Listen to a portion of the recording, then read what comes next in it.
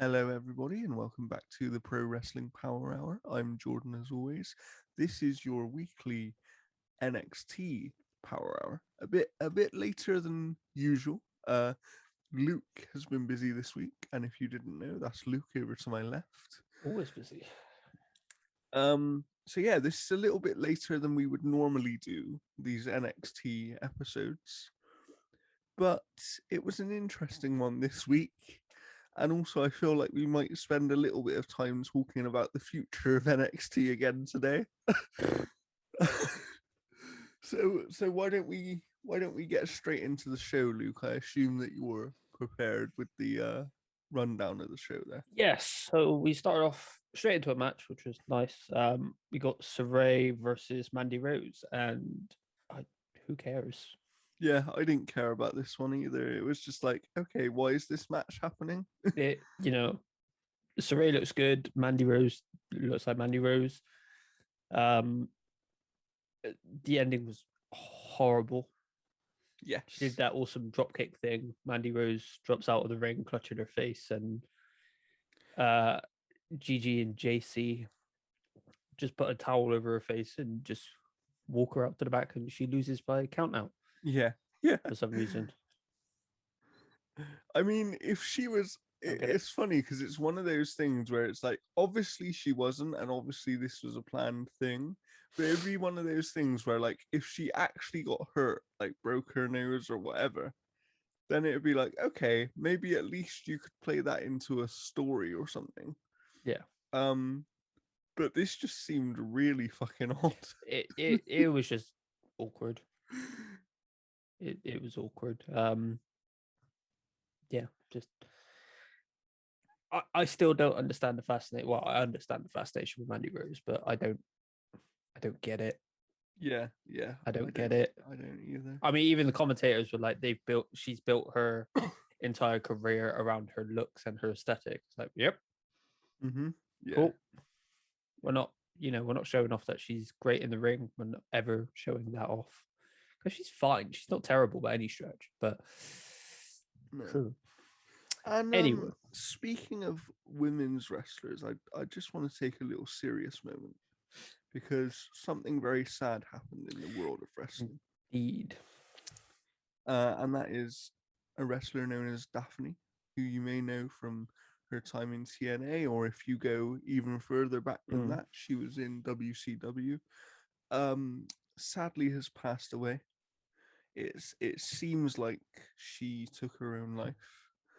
So I just want to take a serious moment to sort of say to people, if you need help and if you feel like you're alone, reach out because there is always somebody there for you. Yeah. So yeah, rest in peace, Daphne. And she was great. I love Daphne. Yeah, 100%. She did a bit of bits, and it was awesome. And also, it's always in these sad times that you see people pull together, right? And over the last like 24 hours or so on Twitter and things like that, to see people within the wrestling community, fans, wrestlers, whoever it might be, like take a serious moment and reach out to people and sort of say, you know what, if you're struggling right now, I'm here for you, no matter who you are. And so I just wanted to do our part and say that same thing of like, if somebody out there feels like they're alone, reach out to someone. It could be us, it could be somebody else. There are many places that you can call to get help if you're really struggling.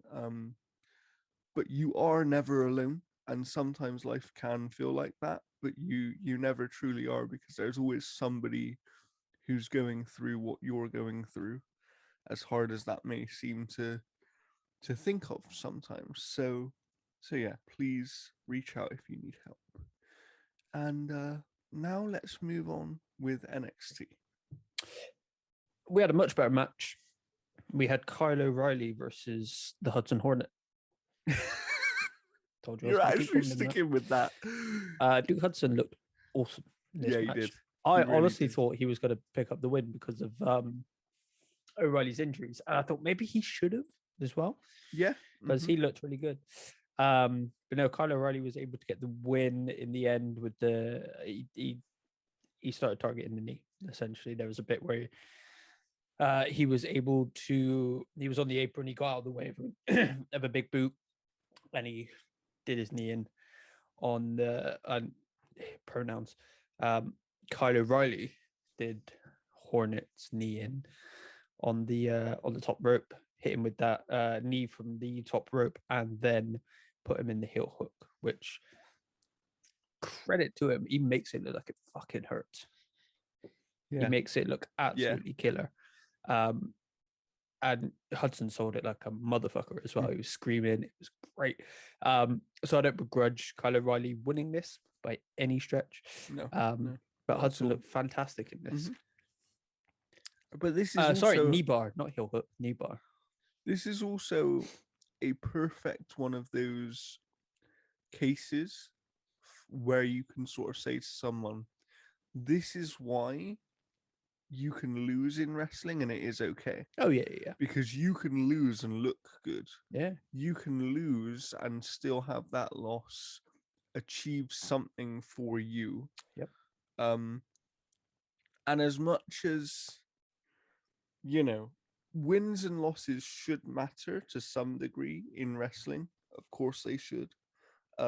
Steve from Going in Raw actually has an interesting video on it where he talks about how in WWE, wins and losses probably don't matter as much as they should, right? Because you can have somebody come out who's sort of won 2 matches in like 6 months and challenge for a title, and it doesn't make much sense. So in that degree, wins and losses should matter more, but a loss shouldn't always kill somebody either. Like, a loss can help someone. One loss, yeah. The occasional loss, sure, but if you're losing all the time, you shouldn't. Like,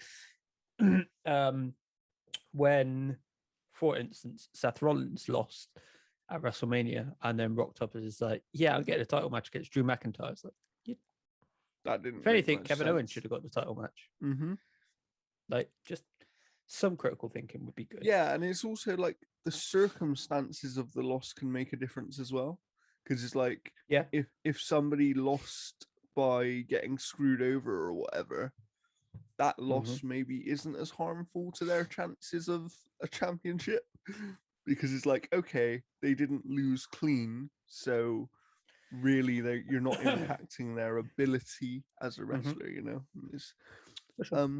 But yeah, moving on. What did we get after this match? We had 2 talkie segments back to back. We had Ilya Dragunov limping around, saying that he was going back to NXT UK. That's about it. Yeah. Really, didn't really say much else. As to be expected, right? With that, I don't think this needed ring time. I think it was a bit of an odd one. Just have him come down to ring to be like, haha, I won. I'm going home. Bye. This might have just been, we need something to fill a bit of time, so let's put this here. It could have very well been one of those cases. I feel like it. Excuse me. God. I feel like it was more, come watch NXT UK, please. Maybe. And you know what? I actually did this week, and it's pretty good. It's pretty good. I mean, it normally is. I don't watch it. It's one of those odd things. It's one of those odd things where, obviously, here in the UK, it's on BT Sport, as is all the WWE programming these days. But there is so much. The reason that I don't watch NXT UK on a consistent basis isn't anything to do with the quality of the product. It's just the fact that there is so much wrestling to watch, and I don't have time for all of it, I mean, at the minute, you could probably drop the main roster stuff because it's shit. That's true. Good point. So yeah, but I did kind of peek in on it this week, and it was pleasantly surprising, is the way I'd put it. So is it only an hour long, right? It is only an hour long, yeah. I might actually watch it because I love Tyler Bate. but I don't get to see enough of him because he's not. Yeah, I know. I wish he was on main NXT. I don't think he's going to be anytime soon. No, but the weird thing is he was for a while, right? In the past. Like, he was actually, so I don't understand really what happened there. Oh, we'll get there. We'll get there. We also had an interview with Kaylee Ray, who's Scottish and stuff. She's great. I love her to bits. I think she's fantastic. I love that little accent you did just there. It's just her accent. She's Scottish. And that was pretty much it. She just ran down some of the women's roster and was like, y'all suck. She's great though, right? She is. She is. These were. I think her promo was better than Dragunov's. I agree. I get why, because obviously Dragunov isn't the best at the English language, considering German. But he did a good job. I think both did their job, even if I don't think either were really necessary. And you know what? The one thing I'll also say is, obviously, as consumers of this product and fans, we only really care about what's good, right? We only really care about, and when things aren't good or seem like they don't really need to be where they are, it's weird. But then there is that other element of me that goes, people like Dragunov, the reason it's good for them to have this TV time for promos is it will help them improve those things. Oh yeah, for sure. No, for sure. I'm not disputing that by any stretch. And I kind of NXT is a good place for that stuff, right? I do disagree. I think people do care about the crap stuff as well, but that's for a different reason. But they do care about it, sort of thing. Speaking of, I'm joking. This was actually all right. We had Imperium versus Drake Maverick and someone called Grayson Waller. Yeah, I don't know who that was, to be honest. But they're doing a fun thing with Drake Maverick. They've flipped him, so he's not. He's the wary one now. He's the one that's more cautious, whereas before he was the happy-go-lucky. Nah, it's fine. I got this. Yeah. And then he was like, no, don't. And they almost won. They could have won. I really love Waller screwed it. Like, I genuinely love Drake Maverick. I just wish that they would actually give him a run where he's a successful wrestler, not just a guy that kind of. I think he works as the underdog, though. What they should have done is put him with EC3 ages ago. Yeah, that's really what they should have done. As a tag team partner, manager, whatever. Like, stupid. Have a faction. Have an awesome, like, you could play on the size thing. You've got Maverick, you've got EC3, you've got Strowman. Yeah. Because they are like best friends in real life. Yeah. Just put friends together. Like, they've obviously got chemistry because they're friends. Stop being stupid. Yeah, but best friends, stupid. Some would say. Who would have thought Drake Maverick was the last one there? And no, we're not calling them best friends. But yeah, no, I enjoyed this. I enjoyed this match. I think both teams, did their job very well and looked good for what they needed to do. Yeah, like I say, it's just a shame after Killian Dane's been released. Yeah, 100%. There was talk that Maverick was going to get released as well because he started up his YouTube channel again. But okay, still around. Good. I mean, put him in the cruiserweight division. Yeah, I know. Let him be the underdog there. And the thing is, as well, it's the thing with. I think the thing with Maverick is his size, right? Where somebody in WWE probably goes, yeah, he's a good underdog and people like him as a character, but we can never actually have him win because he's not believable. Disagree. And it's like, but you can, right? You can. Absolutely. What they should do is make him into the Brian Kendrick. Yeah. Just have a big guy with him, make him all cocky, because the Brian Kendrick was awesome. Amazing. Yeah, he should have won that WWE title. That would have been fantastic. Yeah. That would have been great. That's just give his him best a big run old by heater. far. He's had a lot of good runs, to be fair. Yeah. His tag team run was great, but hey ho. We then got Johnny Gargano.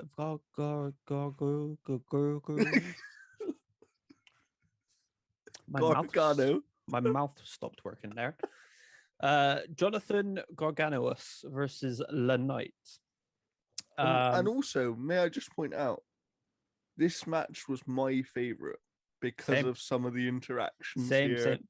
So before they go out, he's talking to Indy. Pronouns. Gargano is talking to Indy. And it seems like I said last time, Gargano's turning face. Very slowly, but he is. He is, but he's keeping the character work he's already got. Yeah. Which I think is really clever, not just turning back into the, hey, I'm all happy and yay, sort of bullshit. Keep this story going and keep this character going. Yeah. And the stuff with Loomis is just so funny. Yeah. Is great. I mean, Dexter Loomis is great. Let's be honest. He's great at what he's doing. I want someone to interview him and just be like, why don't you blink? Have you ever blinked? Why don't you blink? Because even even when he was in TNA at Sam Shaw, I don't think I've ever seen him blink. I don't know. Maybe he just can't blink. Maybe. Like he looks like he's constantly straining. He looks like he's like, or maybe trying to pass a big old deuce. Or maybe he is just some sort of freak of nature in the most positive way. But when they were coming out to the ring, like Gargano goes for the high five, turns around because obviously Austin Theory isn't there, and Dexter Loomis is just there like, yeah, and he's like, no, stop it. Like it's great. I've seen hate for Dexter Loomis. I don't get it. I think he's fun. I really like him. Dexter Loomis. I really like him. He's a good wrestler as well. And it's just bits like that. LA Knight looked fantastic again because obviously. I mean, every time he gets in the ring, he looks great. He's great in pretty much every way, shape, I feel like I have a funny feeling that LA Knight might be one of those who isn't on NXT for very long. I don't know why. I just get because he can already do the promos. He can already do the in-ring stuff. And it's just a little bit like, if they wanted to, because Vince clearly likes to repackage people sometimes when he goes to main roster and stuff. Look at Karrion Kross, Jesus Christ. I saw a funny picture the other day where his new armor looks like Shrek when he's trying to rescue Fiona.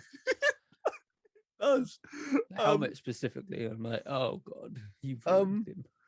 But it's one of those things where, like, I just look at somebody like LA Knight, and we'll get into the NXT kind of reboot a little bit later on. But I look at someone like LA Knight, and I do wonder whether by the time, kind of just after Survivor Series comes around, I wonder whether he might be on main roster. Because he feels like he's ready for at least the mid card, if you ask me. I think he's ready for the upper mid card. I don't know. It depends what direction they go in, because he could be someone they build the new NXT around. Of course, and that's why I'm sure we'll come back to this conversation later on. But this was a very good, very fun match. I love the finish of this match as well. Me too. I love the finish. So Gargano gets knocked to the outside, and Dexter Loomis catches him just like he used to catch him. That was such an awkward moment. It was between those two, but Indy's in the background like, yeah, awesome, loved it. And then like he drops down. He's like, "What the hell are you doing?" And then Loomis pushes Gargano.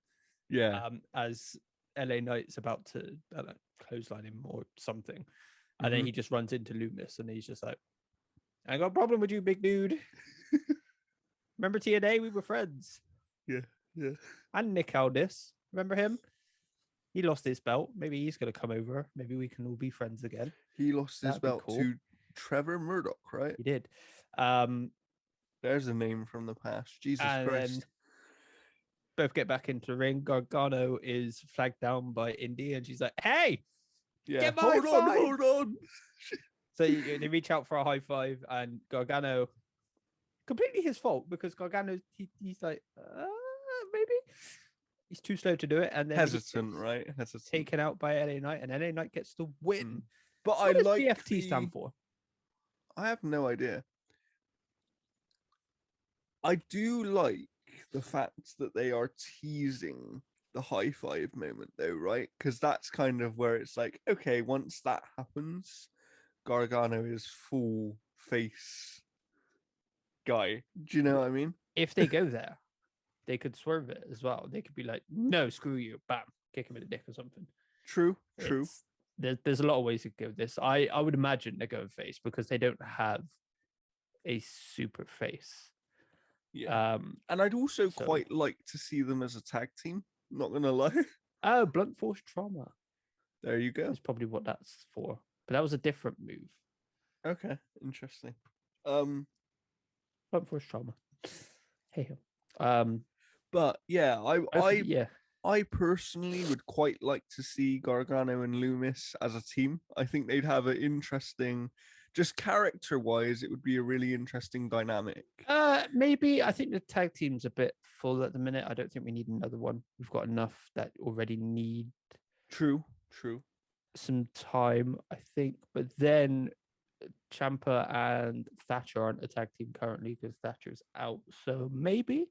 Yeah, maybe it depends when they pull the trigger. It might be something that comes down the line.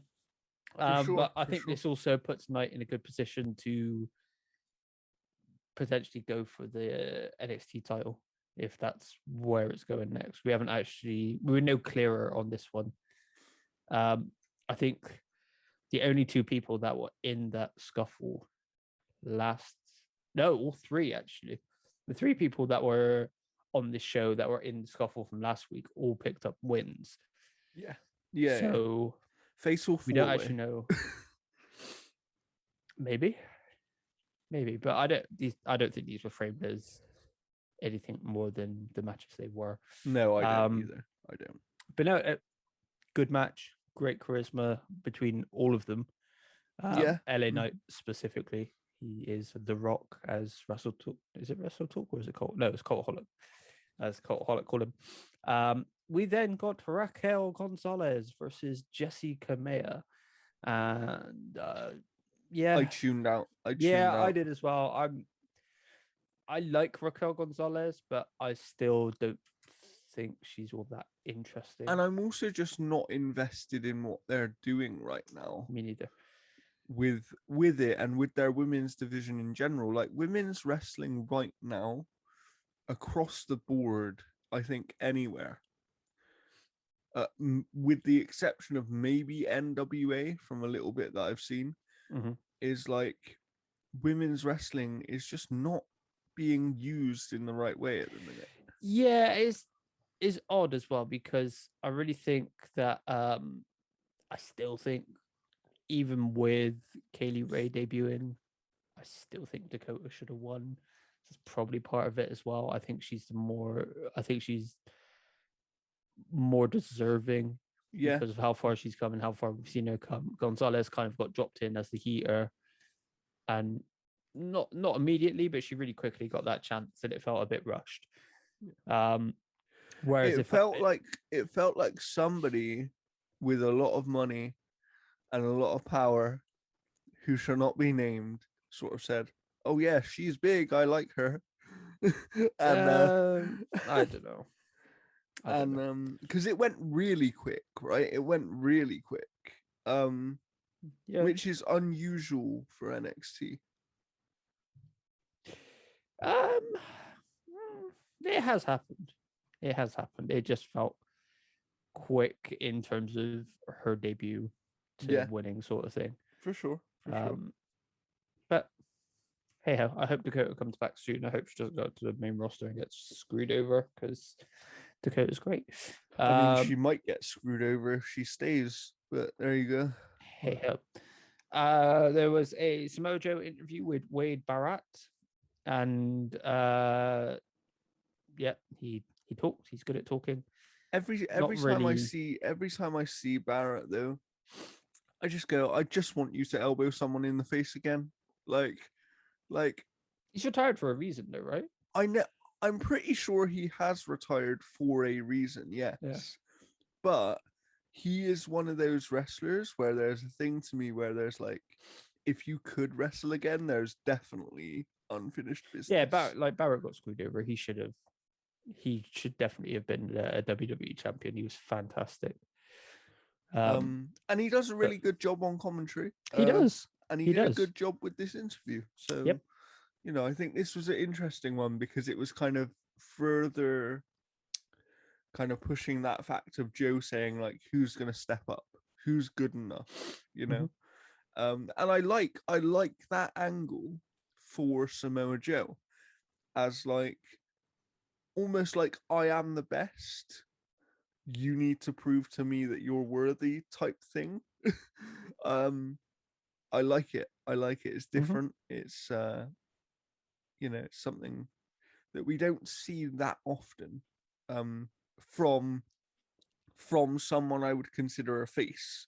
Usually it's a very kind of heel type thing where they take the angle of I am the best on it and nobody else is worth my time. To me, it feels more like that it's a it's being positioned as I'm the old guy. I shouldn't have won this title. Yeah. Come and get it. Come and take it from me. You have to be the next, the next big thing, and you have to be the future to take this title. So if we had to make a little guess based on how they're positioning everything right now, who do we think it will be? Not Kyle O'Reilly. I agree with that. I think that's too obvious. I think he's going to turn heel first because people really do not like Kyle O'Reilly.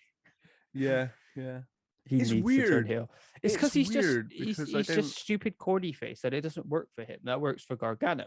Yeah.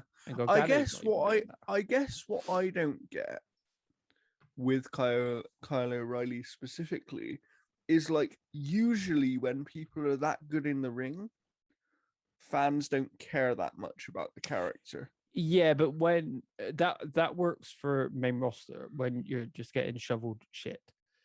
True. NXT, everyone is good in the ring. Yeah, true. So you need to stand out more. That's true. He's boring, is where the issue is. I think Ciampa will get a match. I'd love to see that. I imagine LA Knight will be up there. I imagine Pete Dunne might actually be the one to do it. Finally. I'd agree with that for sure. He makes sense, but they probably won't because anyway. We then got Roderick Strong versus Ichimonyiro. Jiro? I think it's Jiro. He's the silly suit man or silly jacket man, as Roderick Strong called him on Twitter, which I thought was great. Weirdly, he reminds me of Brian Kendrick. Don't know. Just his gear is similar, but he doesn't take the jacket off. Yeah. I adore this Roderick Strong. Yes, I think this Roderick Strong is perfect. Diamond Mine got the Creed brothers as well, which are two new signings. So Diamond Mine is back up to full strength now after losing 2 or 4 people, depending on how you look at it. And this was a good match. Roderick looked fantastic. He made Jiro look incredible. Yeah. Hard hitting. Is this the first time you've seen Jiro? No. He wrestled. I was going to say no. That's why I was just asking because I think Jiro's quite good. I think he's quite good. I think he could be.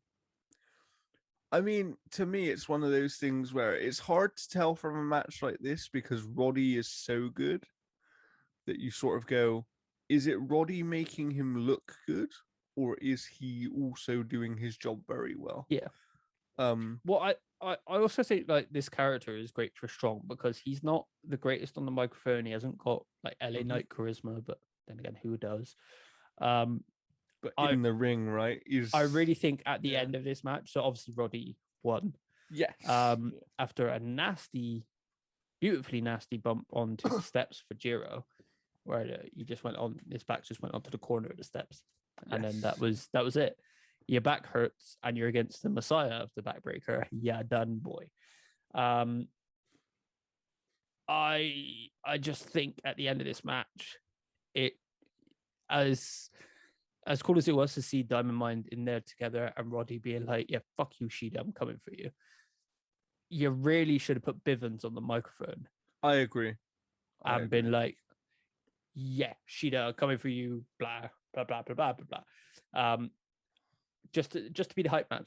Yeah, because I think having Roddy not say anything and just be a killer is great. Yeah, because he looks the part, and he looks like a killer as well. Yeah, and also the thing is, there is a time and a place for Roddy to talk, but that time and place wasn't now, right? I honestly don't know that he needs to talk. Yeah. I think the stuff where like someone's been coming up to talk to him and Bivens gets in the way and he's like, "But no."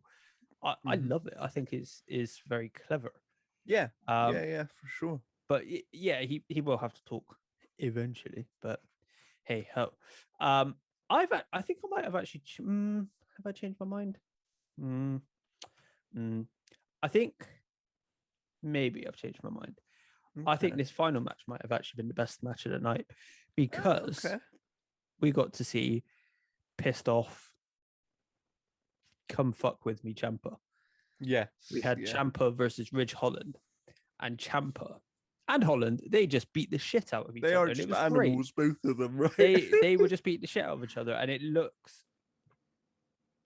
Ciampa looked a bit more psycho killer than he's looked in a long time. Yeah. He brought it out against Walter a bit. He brought it out more here as well. I want Ciampa to get the camo back.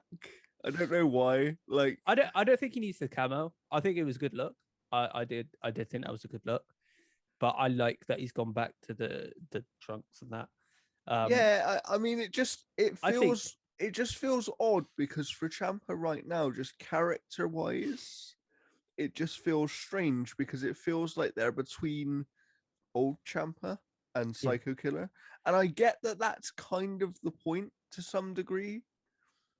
But I want some development. I want them to go one way or the other. The issue is NXT needs a ridiculously big baby face. Yeah. And then Ciampa can kill him. True. Because they don't have a ridiculously big baby face and they don't have a ridiculously big heel. They haven't got a lead in any of those two. Yeah. The last one was Keith Lee. That's true. Really. Karrion Kross was, and then he went to the main roster and they fucked him completely. Mm-hmm. I've never seen someone get fucked so quickly in my entire life. And also, he should not have been on the main roster before he lost that belt. But that's another. I think he could have been if he kept killing. Yeah. It was. Oh, you just got rolled up by Jeff Hardy, who he lost to like Jinder Mahal on main event. Yeah, it's not like Jeff Hardy was someone who had been beating loads of people and then lost once and won the next time, right? That didn't happen. But Ciampa would have fire lit under him. Yeah, for sure. Great. He had a little fire in this match, right? he did. Ridge Holland looks fantastic as well. Mm-hmm. I think being paired with Pete Dunne and the Britain Brawlers is a fantastic group. Definitely. I feel they need a name though. They need a name. They do, and I feel like it will come because it seems like they'll be around for a minute. They're great. Yeah, they really are. Great. Let's be honest, all of these guys in this group are great. Yeah. They're all great. I would honestly love if Ciampa, because Ciampa is like NXT's Randy Orton. Yeah. Mm-hmm. In that he can kill anybody and it doesn't really matter. People are going to love him because it's Ciampa. But he had his psycho run, just like Orton did. And that was the best work of his career, was when he was just complete psycho. I just want to get back to that a bit more. Yeah, I'd agree. Ciampa, he went through a stage of not feeling like a threat, and that's not right. Yeah. That is not Tommaso Ciampa. Tommaso Ciampa is always a threat. He will fuck you up, as is the case in this match, because they beat the shit out of each other. And Tommaso Ciampa came out with the win. Yeah, which I wasn't expecting. I'll be honest. I wasn't, but I was happily surprised when he did. He hit him with the Willow Spell for the win and sold it really well. He looked like he literally dropped him on the top of his head and fucked him up. Yeah. And I like, even though Lorcan and Birch did get involved somewhat, they didn't get involved in like the finish. Yeah. And then there was the little thing after the match, of course. There was. There was the altercation. Obviously, they didn't get involved in the match. After the match, they started to get involved. Ciampa got up, started beating the shit out of them, but 4 against 1. It's never going to go well. And then earlier in the night, we saw that I forgot their name. MSK. Still don't know what that stands for. MSK have talked Regal into giving the Brit Brawlers a tag team titles match, which I think is happening next week. Yeah, I believe so. So at the end of the day, when Ciampa was getting beaten up by these 4, they're the 2 that came down. They walked down to the ring, which I'm not quite. I would have had them, like, yeah, get a fucking move on. This dude's getting his head caved in. He's a good guy. You're good guys. Go. But it did the job. It was a short rampway, so it doesn't. That's a minor thing. Yeah, it's tricky, I think, because Ciampa is still one of the most over guys in NXT. Yeah, he still. Which I think talks a lot about how good Ciampa is, how good his character is, how good he is. Mm-hmm. I am curious to see where this goes, whether it's going to be a match between Ciampa and Pete Dunne, because that would be really good. Yeah, that's going to be nasty. Or whether it does just go and they go with Holland have another match with him. Who knows? Yeah. Either way, this was a very good match. Served its purpose really well, set up stuff really well. And again, that's the 3rd match where Ciampa was involved in the scuffle for the world title. LA Knight was involved in the scuffle, and so was Kyle O'Reilly. They all won their matches. So it's still who's going to challenge. Probably Pete Dunne. Like I said, if Pete Dunne's the first, he's not going to win it. Yeah, whoever's first isn't going to be the one to win, right? Probably. But overall, I thought this was a decent enough show. I think it started out rough, but the matches were of a good quality. The character work was good quality. I'd agree. And yeah, we got to see some younger guys like Duke Hudson show off. One thing I will say, though, is everything that I liked about this episode of NXT is the exact reason that I'm so worried about the future of NXT. Yeah, we flipped now because reports are now coming out that Triple H is no longer in charge of NXT. It is now. Apart from maybe some minor decisions. Don't know. What's the point? Vince McMahon and Bruce Pritchard, who are in charge of both Raw and SmackDown, will be taking charge. And if you didn't know, Raw and SmackDown is fucking dreadful. Yeah. I mean, I'll give them a little credit for SmackDown because they seem to pull that one out. No. The credit's not theirs. The credit is Roman Reigns and Paul Heyman. True. And that team. True. They're good despite it because the rest of the show is shit. That's true. Roman Reigns is literally the only good thing on main roster at the moment. Everything else is being fucked to high hell. Yeah. Which because we were very of the case of like, let's wait and see because these changes could be good, right? And now we've got these reports that McMahon and Pritchard are taking over.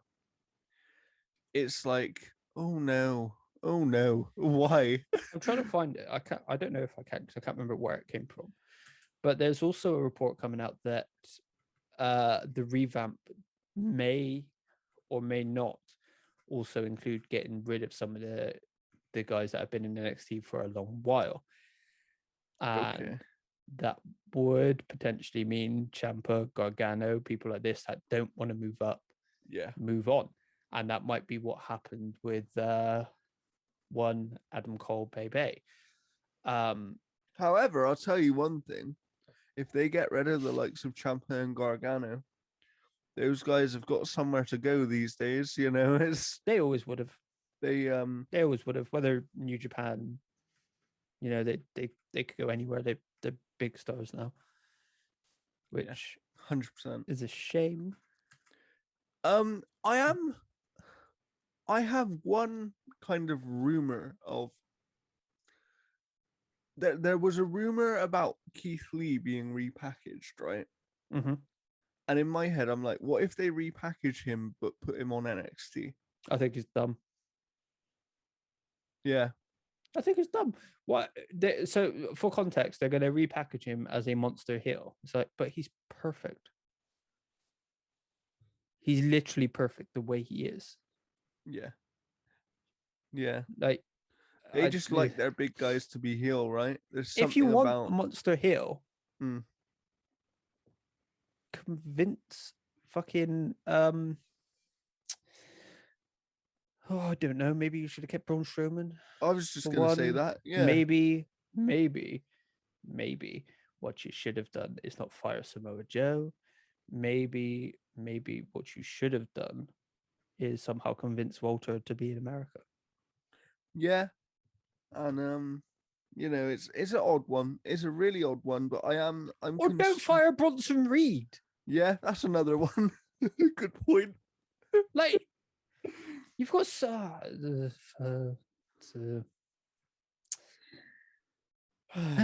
look, it's one of these things where it's like, yeah, I'm always very torn on Vince McMahon, because let's be clear, let's give Vince credit where he does deserve it.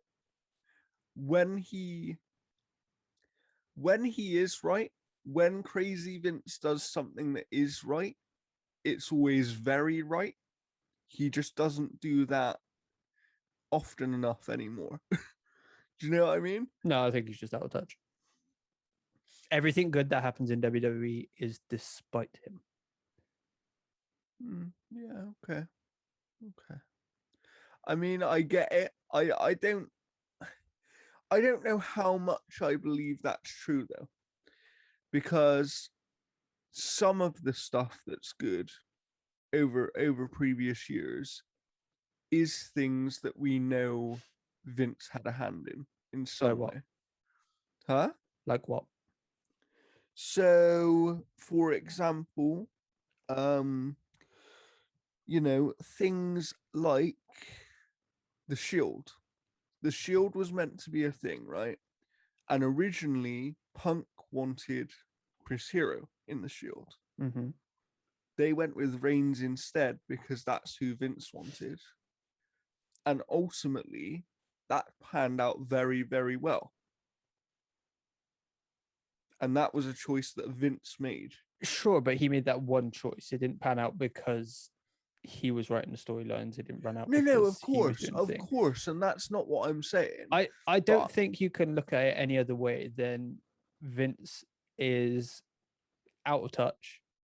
Yeah, I think fine, let him run the business, but do not let him run the creative side, right? Like this week's Raw or SmackDown, I can't remember which one. Literally, people didn't know what the fuck was happening until 20 minutes before the show started. Yeah. How the fuck I get what you're saying. Does AEW's production is better? Mm-hmm. They're a company that are like 2 years old. How is their production better than WWE's? I mean, their production's better in terms of they know what's going on. No, their whole production is better. You don't have 1,000 camera cuts in 4 seconds. That's true. You don't have people restricted so they feel unnatural. You don't have people that are in positions they shouldn't be in. Of course, but then WWE, it's completely fucked. Every single week, there's a surprise when something WWE does is actually fun to watch or good in any respect. I think that's why Roman Reigns is such a big deal. If everything else was good, yeah, Roman Reigns would still be fantastic and he'd still be seen as a great thing. But because he shines above everything else. Yeah, right? It wouldn't be as big of a deal if everything else was of a good quality. Yeah, of course. Fucking dreadful. I guess that I just don't believe. As much as I agree with you overall, I think it is actually incorrect to honestly believe that Vince never does anything right, because he still does. Does he though? Because ultimately, at the end of the day, He wants to turn Keith Lee heel. Yeah. But that's also one of those things that we all kind of scoff at, that it could work really well, right? Like, they don't have a big, like, who's their big baby face? That's true. Keith Lee is perfect for it. Yeah. Literally, he's the guy. Wrong. Like, it's dumb. They're so stupid. It's dumb decisions. Don't get me wrong. I'm not saying they're dumb decisions, but I'm saying that some of those crazy Vince decisions do actually pay off. Yeah, but not because of him. Yeah, true. They pay off because people put in those positions make it work. Yeah, like we can't sit here but and ignore. But then, does he not at least deserve credit for having that idea in the first place? No, because the idea was a shit one, and it's been made good by people. We can't ignore all the people that have been coming out of WWE going like, yeah, Vince hasn't got a fucking clue what he's doing. That's true. Matt Hardy, Christian, people of that ilk. Yeah. Even saying it, even apart from guys like Moxley. Yeah, that's true. Legends like Matt Hardy are saying that he's got no idea what the fuck he's doing. Same with Christian. Same with people like that. Like, Eric Young came out and is like, yeah, he doesn't have a clue what he's doing. If you can't find a space for Eric Young, yeah, that's true. What the fuck are you like? It's one of those things, right? Where I can't remember where this video was. But I saw one video on YouTube that I actually completely agree with, and I think it is a thing that's for better and worse. Is like the main issue with Vince isn't even so much being out of touch, like it is, but what it really is that Vince has a very clear idea of what he thinks wrestling should be, and as long as he's in charge, that is all it will be. Even if the fans don't want it to be that. Let's be clear, it's not wrestling. Yeah. It's entertainment. He's pushing entertainment. At this point, it's barely even sports entertainment. It's entertainment. So that's why you see guys like Daniel Bryan being like, I'm out. That's why you see guys like Adam Cole being like, nah, fuck you. Assuming he doesn't turn up on WWE TV at some point in the near future, which he might. There's still a chance, but it's likely it's AEW, that Britt Baker tease. I mean, the fact that Daniel Bryan, one of their biggest stars from the last decade, was able to kind of walk away without a care in the world, right? Mm-hmm. That says something. That says that something's wrong over there, right? I think it shows you how out of touch he is. Very easily. He didn't think CM Punk was going to be that big of a deal. Yeah, but do you think he really thought that? Or do you think that was just sort of him? I wouldn't be surprised if he really thought that. Really? Honestly, wouldn't. Interesting. So how do you think he's going to go for NXT with Vince? Yeah. How do you feel about that new logo? I don't mind the new logo. I don't either. I don't mind the new logo. It's a logo. Who cares? I mean, I have this weird thing with NXT where I feel like it might actually go well for a couple of weeks. Apparently the new logo was Kevin Dunn's idea. Oh God. The man of 1,000 cuts a second. Yeah. Like, it's just so bad. It's all so bad. And NXT was the one thing that wasn't bad. Like, but then everything being bad might lead to change quicker. Like my dream of Triple H, Shawn Michaels, Regal, and crew fucking off and just starting up their own production. Yeah, for sure. Which would be great. But we will keep an eye on NXT though, of course. For now, if it does bottom out and gets like Raw and SmackDown, I ain't fucking watching it. Yeah. I'll go watch NWA or something. Yeah, we'll cross that bridge when we come to it. I personally feel like I do think it's going to be negative for NXT, but I think that as long as I don't think they're dumb enough to just fully come in and go, yeah, we're doing what we want to do now. I think they will look at the product and they push Triple H out. Bro, they are fully dumb enough to do that. Are they though? Okay. Because ultimately, as dumb as they are, when they realize that something needs to happen, it does always happen. Like, They would try to bury Daniel Bryan. yeah.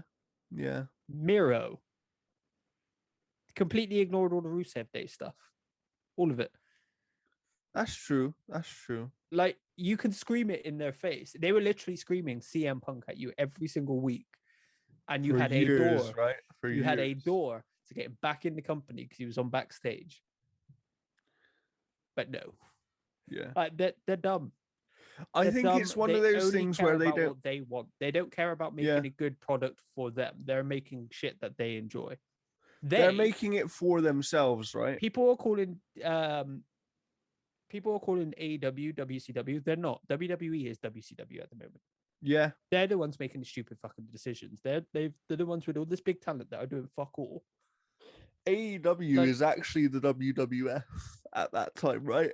Yeah. they are what the WWF, which became E, was doing.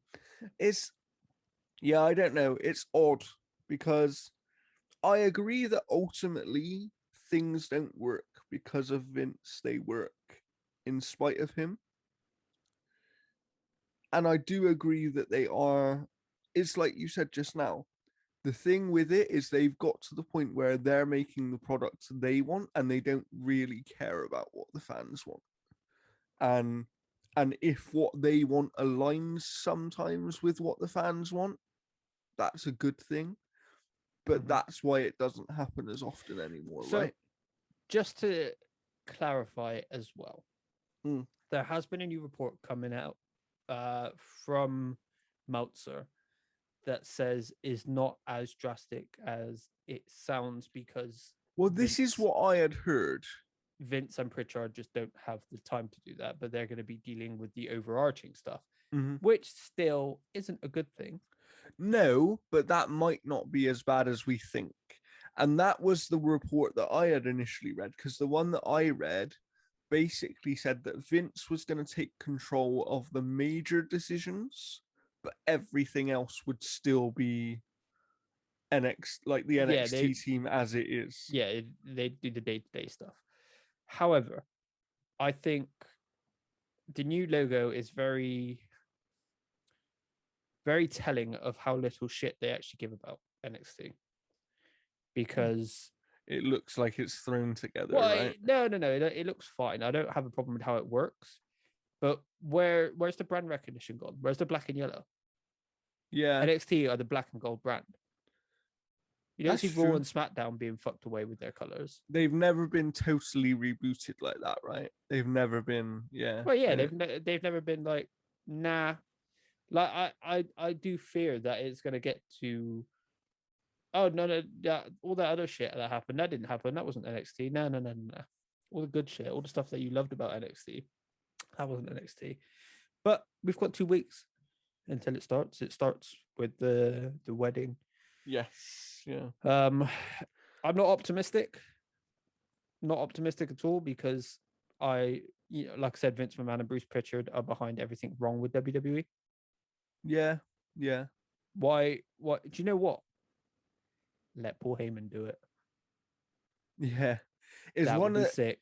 It's one of those things where, like, if you want more control, that's fine, but you still need a barrier between you and that show, right? Like Vince, for example, I don't have a problem necessarily with Vince saying, I like this guy, let's push him. That's not necessarily a problem. I mean, that's what happened with Raw and SmackDown, though. Raw and SmackDown were handed off to other people, and Vince was taking a back seat. Yeah, that didn't last long, did it? No. How long until he starts showing up at NXT and ripping up the fucking script, and you got 20 minutes before the show starts? True. I mean, I look. In the case of NXT, I'm going to give them the benefit of the doubt because I think that NXT, if it was a brand new show starting from scratch, I'd be incredibly worried. But they're not literally starting brand new storylines. They are going from what is already there. And therefore, for now, I'll give them a chance. But like you said, I'm not necessarily optimistic that even if it is good initially, I don't think that will last. right? Mhm. I think it could have a couple of week period where it's rebooted, it looks shiny and new. Maybe we get some people from main roster back on NXT. Maybe we get some debuts or whatever, kind of exciting stuff. And then it'll be, now it's just more WWE. And that's my problem, is I don't want Yeah. NXT to just become more WWE. 100%. Right now it's unique and it feels different. And you know, there are people who still like the main roster stuff, and I think there is stuff to still like over there, but the product in its entirety is not good enough. Um, and I don't want NXT to become that case where we go, oh yeah, there's only one good thing on NXT right now, because NXT is not that, and it hasn't been that for a very long time. Mm-hmm. Where it's like, on NXT, literally everything they're doing right now, with the exception of maybe the women's division, is good. Like, it's all interesting. You know, it's they've got the Phantasma stuff they've been doing with the other group. They've got the Pete Dunne stuff. They've got so much good stuff on NXT. They got so many good wrestlers. I just don't want to see it become, oh yeah, this is just more WWE. It's more of the same product, because then NXT, at that point, NXT becomes even more of a secondary show, right? I saw something that I think could be quite indicative of what we're about to get. The people who used to watch ECW had to sit through WWE's ECW. True. That might be the exact same situation here. Yeah, it could be. People who loved NXT may just be about to have to sit through Vince McMahon's NXT. Yeah, that's true. That's true. Because I don't believe for a second that, like, even Samoa Joe came out and was like, yeah, Vince cares about NXT. No, he fucking doesn't. If he cared about NXT, he wouldn't fuck their stars over constantly. He wouldn't just be like, yeah, we're taking this guy, putting him here, and we're going to fuck him up. But do you think he fucks them intentionally, or do you think he just fucks them because he goes, no, I don't care what you did there. This is what I want you to do now. Doesn't matter. Like, it doesn't matter how he fucks them. He fucks them. Look at Keith Lee. Yeah. Fuck Keith Lee. When was the last time? Maybe was the last time maybe Drew McIntyre was the last one that came up and actually did anything of note? Yeah, and even that took a little while, right? Like, Damian Priest is US champion now, but that just feels like it's because we had to get the title off of Sheamus. It feels like with NXT, the problem is there was a period of time where NXT was so strong that everybody who came up was immediately going to the top of the card, even if they came down later on in the card. Like, Balor came up, did what he did. Bobby Roode came up and wasn't at the top of the card, but did have a run, right, where he was US champion. You know, a good one. And you know, Shinsuke was a weird one that they kind of messed up. They absolutely fucked that. He should have won that Mania match. Yeah, they messed up Shinsuke initially, but then they did give him the massive push pretty quick, but they didn't pull the final trigger on it of having him win. And they've just fucked him up ever since. And fucked up Joe. Yeah. So it's one of those things where it's like, I do think they went through a period of handling it quite well. Kevin Owens, you know, look at Kevin Owens. Revival's one that gets forgotten about, but their debut was fucking awesome. Yeah. So I do think, like, let's give them credit. If we go back, there was a period where they were handling. No, but I think that's the problem. All of the credit we have to give them is 5-10 years ago.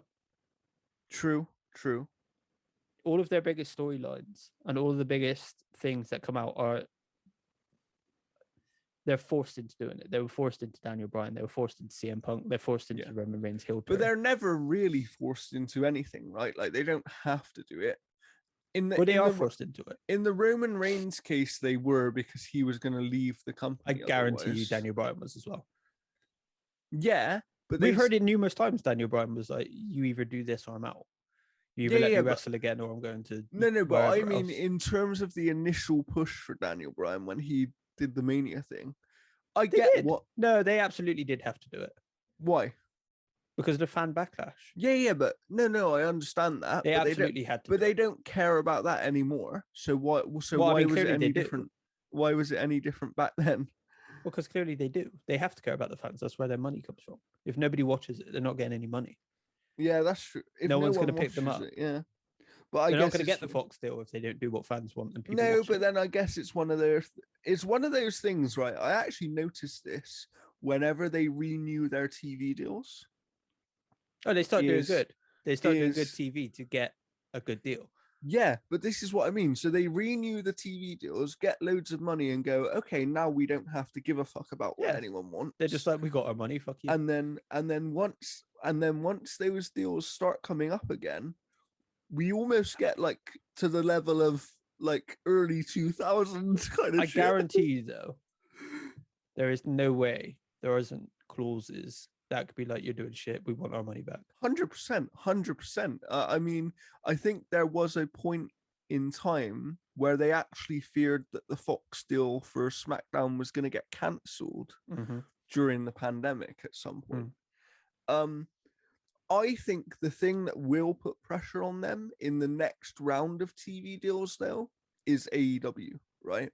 Because people will look at AEW and they will go, this is a 2-year-old company, right? That is outdoing NXT every week. It's doing numbers that are close to the lowest numbers that WWE do, right? At times. Well, you could sum it up way easier than that. Go on. They've had the biggest moment in wrestling in the last 10 years. Yeah. I'm so intrigued to see how things change even over the next 6 months between NXT, between what's happening with AEW, all that stuff, because man, it's like as shit as some of the wrestling is right now, what a time it is to be a wrestling fan. Well, that's the thing that always makes me laugh about it when they're like, "Oh yeah, AEW aren't a competitor."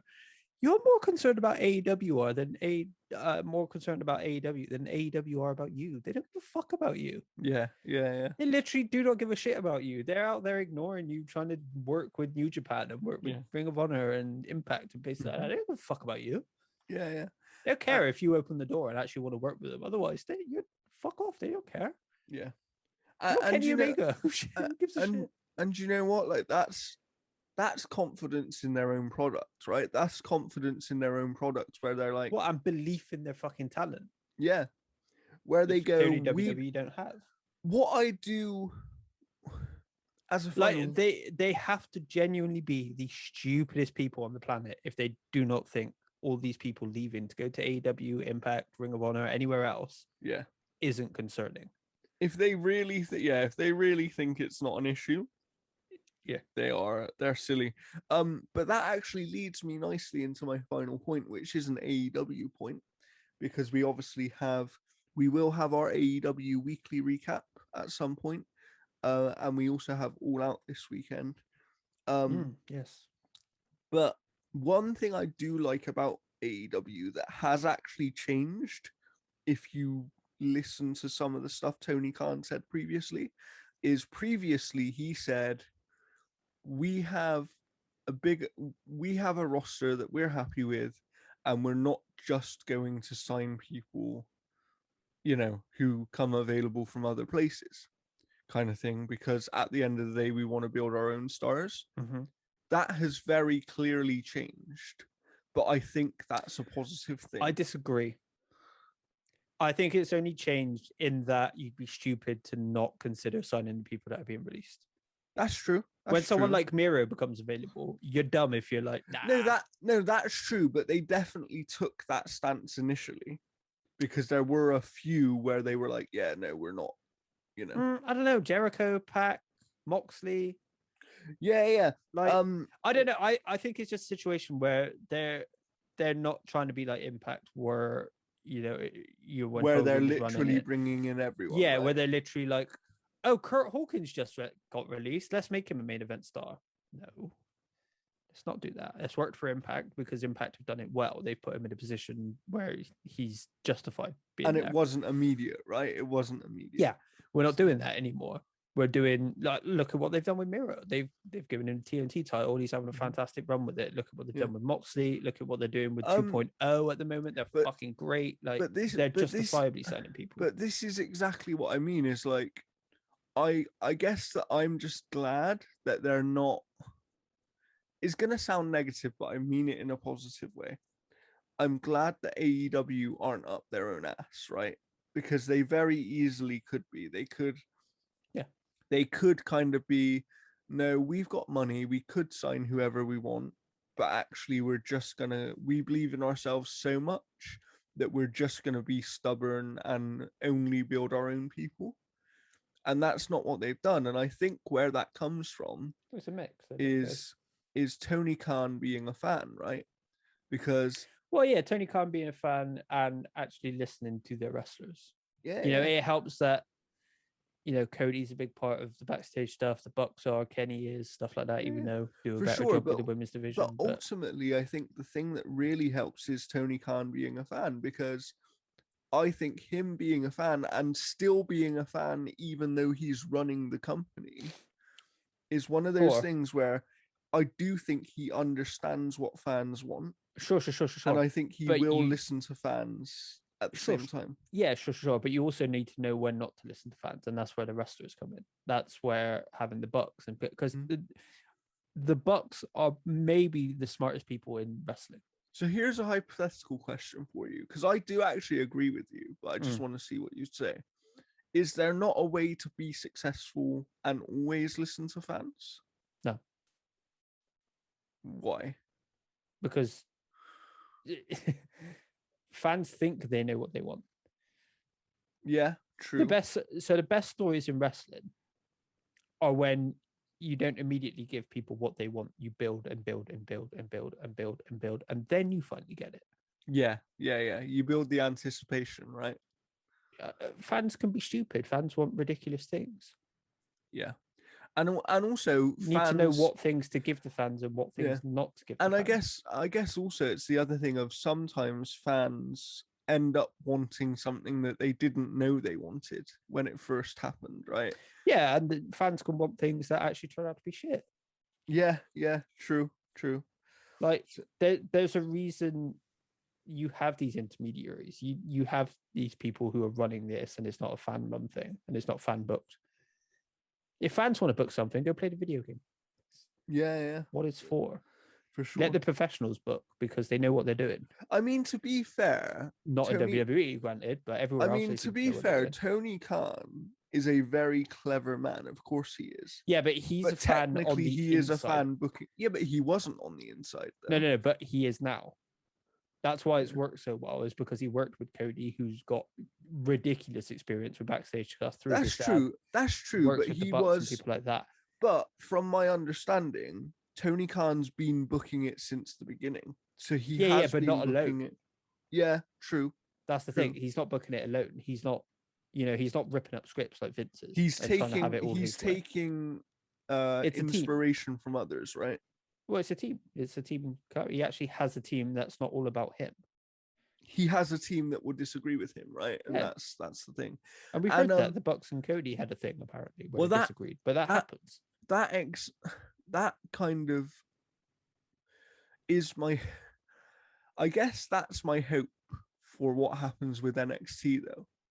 Is like, if it is a case of what Meltzer says, where Vince is taking more control of NXT, but he's not necessarily taking full control, I think that could be a positive thing.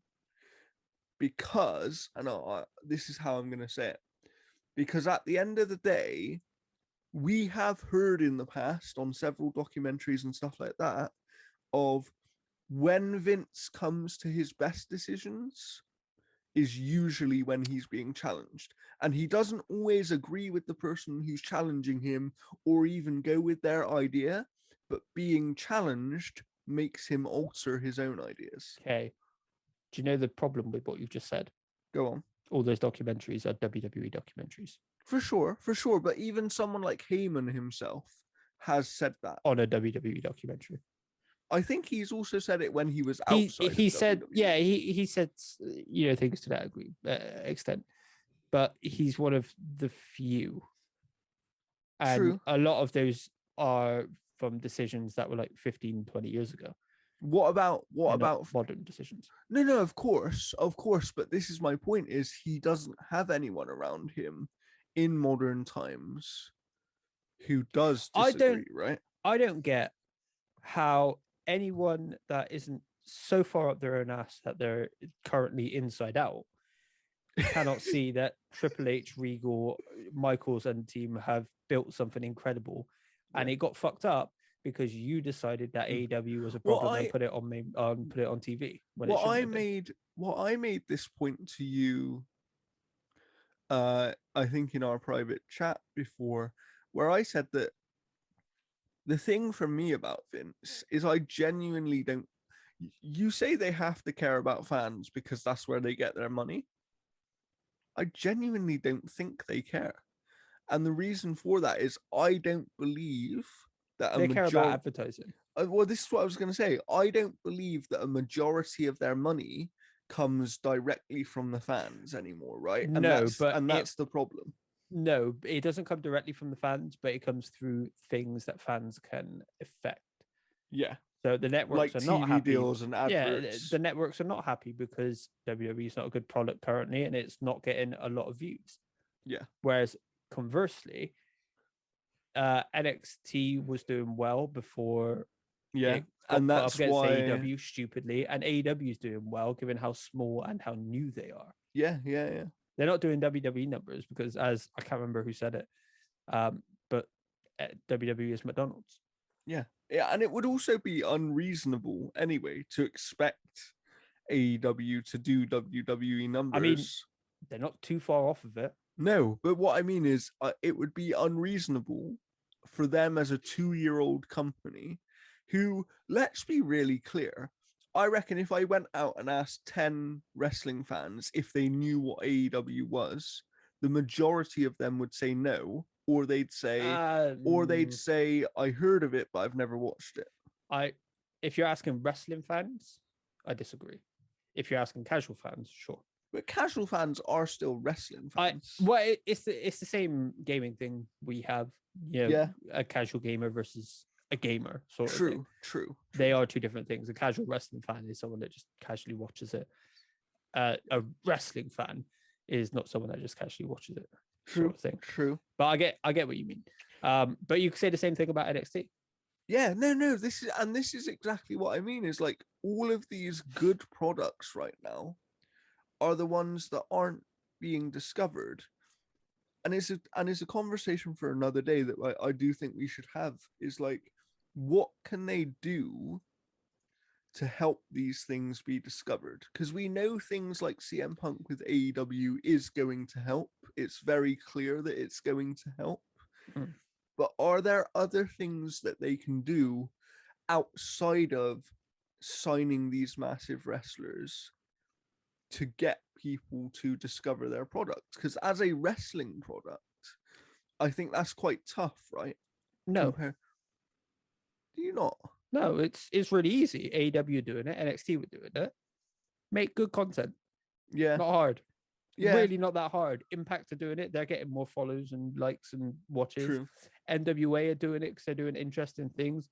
New Japan are getting more and more viewers. So if it's not that hard. So if it's too far up their ass. So if it's that easy, then why was something like NXT, for example, which at one point in time was clearly the best thing in wrestling, why was something like NXT not doing your Raw and SmackDown numbers? Because when it was at its best, it was on the network. Yeah, true. And they don't tell you. No, they don't. That's where they don't tell the casual audience, right? They don't. No, they don't push. If you're going to put it on TV, audience, they'll be fucking ignorant enough to think, oh yeah, this team, this upstart, they've got people like the Bucks, Omega, people like that people love, but don't get to see on a regular basis because they're in New Japan, and that's hard to watch unless you've got a subscription. Yeah. Don't be ignorant enough to think your upstart that is on your network is going to be able to come out the doors and battle against that. Yeah. Because yeah. NXT was, and always has been a developmental brand. Yeah. Yeah. AEW is not. This is a full-on wrestling promotion with big stars out the fucking gate. Yeah. Yeah. You're the dumbasses that are ignorant enough to be like, oh, it's not a big deal. We'll just Definitely. put NXT up against it. It'll crush it. Oh shit, we fucked NXT. And now they might have. And now that's Triple H's fault. Yeah. I was gonna say. But instead of Vince being like, "Ooh, whoops, I shouldn't have done that," or "It's Triple H's fault. He fucked it." It's like, no, you fucked it, you dumbass. Yeah. I'm intrigued to see what happens. I think it's a very interesting time. It could be very. How often do you hear someone leaving another company and shit talking them? Yeah, true. It's rare unless something bad has happened. And so many people have had something bad to say, right? Pretty much every single star that has been released by WWE have been like, yeah, they're shit. They ain't got fucking clue what they're doing. Yeah. Pac, Moxley, Punk. Do you know what the funny thing is, though? And this isn't aimed at anyone specifically, but I also think a lot of these people are quite hypocritical because they would go back. If the situation was right, they would go back. Yeah, but if the situation was right, means if their product's good and they get the opportunity they deserve. True. I honestly don't think that's true. Maybe not anymore. Not these actually. days. Maybe not anymore with AEW. I mean, look at Cardona. Yeah. Cardona is doing the best stuff you've ever killing done. it. He is the biggest heel in GCW currently, and he's dressed like Vince McMahon. Yeah, and whoever knew that he could be a heel like that? Everyone, apart from the people running the fucking company. Yeah, everyone knew he was capable. Like, come on. Yeah, he could have been a huge star if they pushed him right. Yeah. But they just never come out. Like, no, you got over on your own. Fuck you. So dumb. I think it's one of those things, right, where every successful wrestling company and promotion has always been successful because, to start with, the people booking the shows and running the shows are fans and they understand what the audience wants. I think at one time, even Vince was a fan, right? I think he was a fan of wrestling. I think that he knew what wrestling needed to take it to the next level at one time. And I think now Vince has become a businessman, right? He's become the businessman that is money first and kind of lets the product slip because of that. Triple H obviously is a wrestler, but even being a wrestler, he is also a fan of wrestling. And I think that allows him to understand what the audience want. He does a very good job. Yeah, I think that's the difference. I think Vince McMahon knows what wrestlers want, wrestling was and wanted to be 30 years ago. Yeah. He hasn't evolved since then. Shane McMahon wanted to make ECW into what NXT had become. 20 years ago. Yeah. And Vince was just like, no, they're stupid. Shane McMahon was like, yeah, we should pay attention to UFC. Maybe we should buy them. Maybe we should do something. Nah, they ain't shit. And then UFC started doing better than WWE. Granted, they've fallen off because of numerous reasons. For sure. Like, it's no good. Like, Vince McMahon is just so far up his own ass. That's why he surrounds himself with people like John Laurinaitis. Definitely. You know, because he's done it again. He's brought him back. Yeah, he actually brought him back in. Yeah. 7 years, nearly 10 years ago now, CM Punk sat on that stage and said all of this, and it's still happening.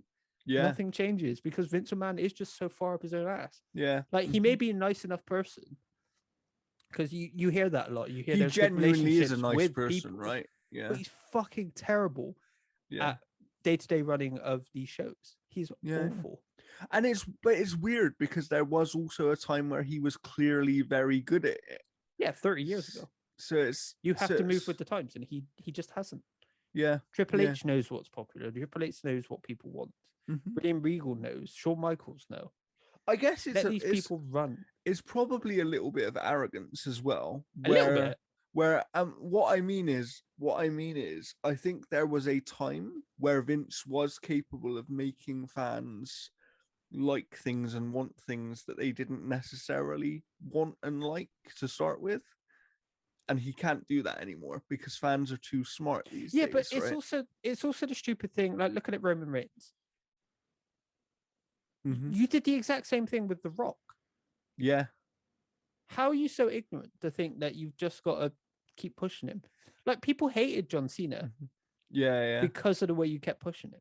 It wasn't until he came back, I can't remember when, and did the US title stuff, that people actually started liking him because he'd actually, oh, I know, I'm going to actually start wrestling instead of just doing my same old shit.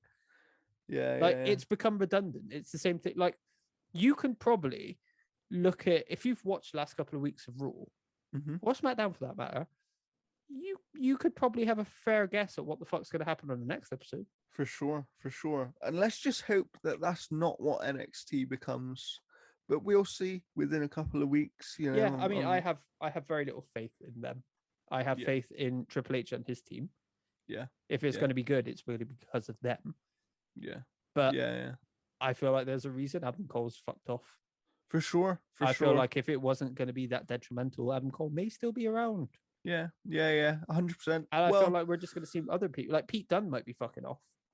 Yeah, for sure. His contract's up soon. Let's wait and see, I guess. But in the meantime, let us know what you thought of NXT this week. And don't forget to subscribe to the channel, like the video if you liked it, because we will have a lot more content coming soon with our AEW weekly show, which right now I think me and Luke might try and get out by Monday if we can kind of record it in good time. And I would imagine so. We'd still be able to record that normally. Yeah. As we normally do. And then I would imagine we'd probably have Tuesday, I would imagine, AW All Out will be up.